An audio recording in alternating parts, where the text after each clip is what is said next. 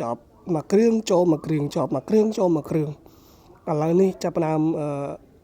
bật bùm một tí đấy tiêm năng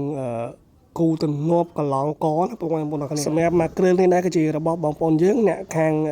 không chèn nè là hàng chèn chật về mẹ đại thế cái gì bong thomประจำใครกระดาษยังนั้นคือสลายđể cho xem chơi hồi xem em mà cái đấy chiên rất có công pongแต่bật cất bật ấy đá đầm bìក្នុងការងាយស្រួលទៅលើការលាបទំនាប់កន្លែងកន្លងកដើម្បីស្រួលគូក្បាច់គ្រឿងនេះរៀងវែងបន្តិចពុកម៉ែបងប្អូនគ្នាលើស5ម៉ែត្រទៀតអាចនឹងចូល5ម៉ែត្រជាងណាពុកម៉ែបងប្អូនគ្នាហើយបើនិយាយពីថាសាច់មៀតវិញគឺធំល្អមែនទែនសម្រាប់ទូស្លាបមន់មួយគ្រឿងនេះតែខ្ញុំមើលតម្រងនេះដូចជាអត់ឃើញមានដាក់ខ្ទង់សម្រាប់ចោះរុនដាក់ស្លាបមន់ទេប្រហែលជាគាត់អាចដាក់តាំងច្រើនជាងមួយគ្រឿងនេះណា